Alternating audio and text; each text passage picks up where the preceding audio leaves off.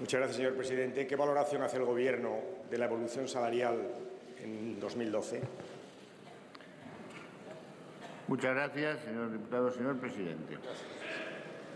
En los años 2012 y también en el 2013 los salarios en España han evolucionado de forma muy moderada. Como usted sabe, al principio del año 2012 las organizaciones sindicales y empresariales han firmado un acuerdo en el uso de su libertad para que la subida de salarios fuera 0,5 en el año 12 y 0,6 en el año 13 y en el año 14. Esa es la referencia. A partir de ahí la casuística pues es muy variada, pero la referencia es ese acuerdo entre las partes. Quiero decir que esta moderación salarial ha resultado muy útil para mantener muchos puestos de trabajo que en otro caso se hubieran destruido. Ha ido acompañada de una inflación muy baja, menos 0,1 en el mes de octubre, con lo cual los salarios pueden mantener poder adquisitivo, y ha ayudado a mejorar la competitividad de la economía española, dato este muy relevante, como se demuestran las cifras del sector exterior, que anticipan una recuperación económica para el año que viene, 2014. Muchas gracias.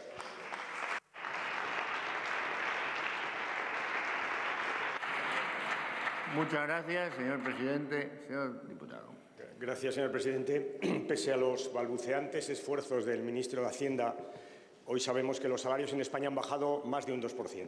Eso sí, han bajado más los más bajos, mientras los salarios de los directivos del IBEX subían. Al igual que lo hacían los beneficios de muchas empresas que, al mismo tiempo que mejoraban sus beneficios, recortaban plantillas y recortaban salarios. Algo parecido sucede con los créditos. Son baratos para las grandes empresas y muy caros, cuando no inexistentes, para las pequeñas.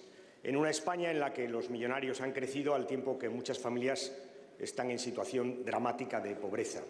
Este es el resultado de una determinada política, señor Rajoy, de su política de reforma laboral y de sus ajustes sociales. Una política que conduce a la desigualdad, una desigualdad insoportable. Y usted mencionaba el acuerdo de los empresarios y los sindicatos. Podía haber usted tomado ese acuerdo en su sentido completo. Era un acuerdo de rentas para moderar salarios de forma acordada, para moderar beneficios de forma acordada, para moderar precios y que las familias no sufrieran. Pero finalmente usted hizo una reforma laboral y puso los salarios en manos de los empresarios. La ley del embudo, ancha para los empresarios, estrecha para los trabajadores, ancha para las grandes empresas, estrecho para las pequeñas empresas, ancha para quienes ganan mucho y estrecho para quienes ganan poco. Hasta en su casa, señor Rajoy. Ancha, sacrificios para los españoles más débiles y generosos sobresueldos en su partido. Verá, señor Rajoy, usted ha hablado mucho de la herencia recibida aquí en esta Cámara.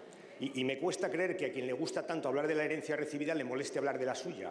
Yo le pido una vez más, señor Rajoy, que venga aquí a esta Cámara y nos explique la contabilidad B de su partido. O dicho en otras palabras, nos dé una explicación aquí en esta Cámara veraz, cierta, de la herencia que el presidente Mariano Rajoy ha recibido del presidente del Partido Popular, Mariano Rajoy. Por favor, explíquenoslo, señor Rajoy. Muchas gracias, señor presidente.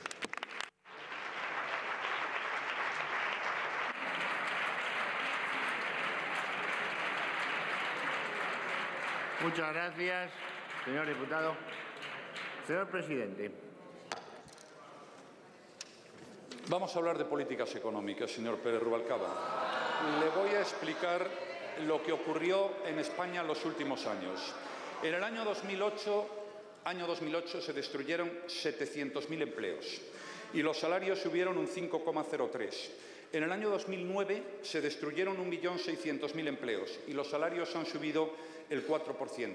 Quienes perdieron sus puestos de trabajo fueron sobre todo los trabajadores temporales y los jóvenes. Le voy a hablar de política económica. Cuando las empresas se enfrentan a una caída de la demanda deben hacer ajustes y lo pueden hacer de forma muy distinta. Aquí con ustedes lo que se hizo fue despedir a la gente y por eso en 4 años el número de personas en paro aumentó en 3.400.000. Ahora las cosas se hacen distintos. Hay reparto de jornadas, hay reducción de jornadas, hay movilidad funcional y hay moderación salarial. Lo que se hace es priorizar el empleo. Por eso, este año no se ha producido destrucción de empleo en España, a pesar de que estamos en una situación de recesión. Señoras y señores diputados, esto va acompañado de una política que ha dado lugar a una inflación del menos 0,1. Hay moderación salarial, pero también hay precios mucho más bajos. Y todo ello ha dado lugar a una mejora de la competitividad de la economía española. Señor Pérez Rubalcaba, ¿qué es mejor? una subida del 3% con una inflación del 3% o una subida del 1% con una inflación del 0,5%.